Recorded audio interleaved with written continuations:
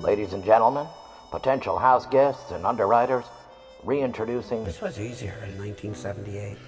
Reintroducing the second most famous child of the media generation, Michael Korolenko. It's been over 30 years since I've been in this house of history, and media and technology have changed exponentially since that time. I've also managed to gain 1 pound for each year since we finished the original film. Harlan Ellison has said that for today's youth, history is what they've had for breakfast. We look at the future as perceived back then and watch that change.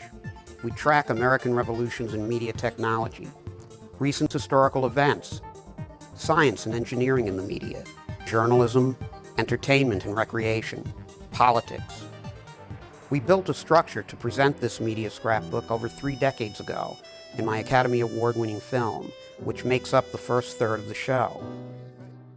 The show carries 3 interrelated arcs: my own maturing viewpoint, the historic timeline, and my journey visiting an unpredictable roster of incredible house guests who enhance the historical record. Things are just not going to be that funny in a couple of years, you know what I mean? People are losing their senses of humor. We shot the original Since45 and 16mm reversal.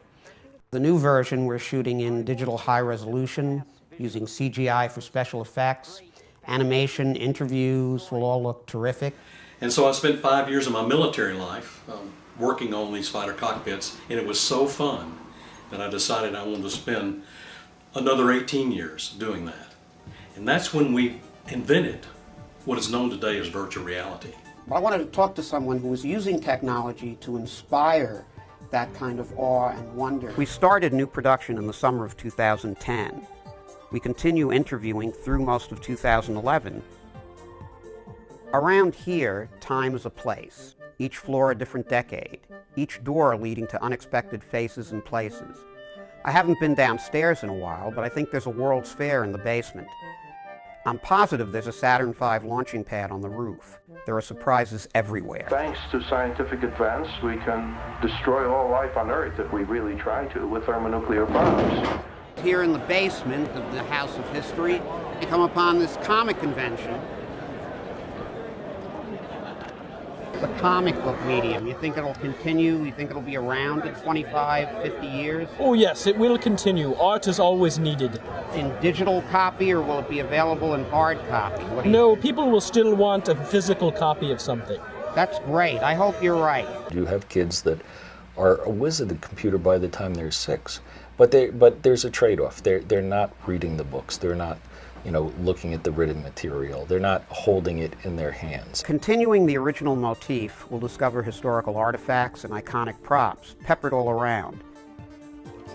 I will still not have any control over my wardrobe changes. We hope you'll allow us to interview you. You'll be somewhere in our House of History, and it'll all be done by movie magic.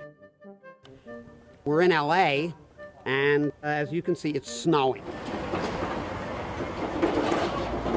During the mid-1980s, CDs or compact discs became the main form of listening to music. LPs or long-playing albums began to be phased out more quickly than any of us could have imagined. People who had huge collections of LPs, like myself, suddenly found themselves unable to get new phonograph needles. I hate the thought of somebody watching a film that I've done on an iPhone or a handheld device, because one of the examples that I used was, how do you watch Lawrence of Arabia on an iPhone? I think the kids today growing up on digital would argue that that looks better than film. But it's such a subjective thing. It's whatever is pleasing to you. Even Conviction was pirated and available in Asia immediately after its release here. And that's something that's very hard to avoid. People want to have their media wherever they are, whenever they are, whatever device they're on. They don't want to be set into schedules where you have to turn up and watch something at somebody else's time. So I would literally sit 5 inches from the set with my hand on the knob and go, do-do-do, Lost in Space, do-do-do, Batman, do-do-do, The Munsters, do-do-do, Batman. Not easy. Well, actually, I was born in the music business. I say born in the music business because my mom is Dionne Warwick, so I kind of popped out with songs.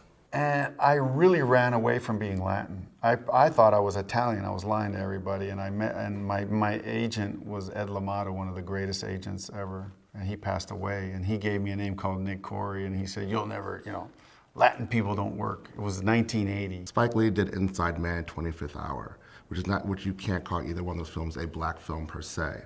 Shonda Rhimes in TV has created 4 or 5 shows for ABC, and she's a black female. So it's gradually changing, and people are making strides, and the doors are opening wider and wider. I now have almost 300,000 fans on Facebook, which is nothing compared to some of my other co-stars from High School Musical. Ashley Tisdale has like over 3 million Twitter followers, and I'm just over 100,000 Twitter followers right now. And I'm pretty proud of myself at that. We all know that the most interesting guys are always the bad guys. And I liken it to painting. If you're the good guy, you get 3 colors, red, white, and blue. If you're the bad guy, you get the whole palette. It's not about the stars. It's about the blend of the performances and the music and the direction and the way it looks. And we've lost touch with that. I think they're going to start bringing back actors that have died years ago. I think you're going to start seeing CG Elvis.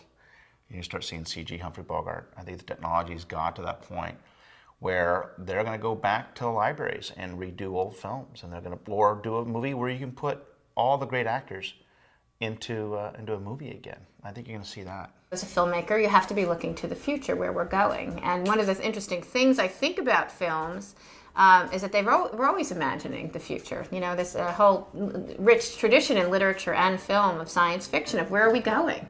Artists, pioneers, researchers, visionaries, celebrities from many realms bring alive what they shaped. Events and ideas as I experience them through mass media, a subject I now teach. Is that a Costco? Many of us have seen beautiful pictures from the Hubble Space Telescope, but I bet if you ask somebody where that object was or what's going on that object, most people wouldn't know. It's much more than a staircase journey metaphor. The house is an extraordinary hypermedia construct, taking us anywhere we need to go, to anyone who helps bring recent change alive. Until then, I'll see you in either the past, present, or future.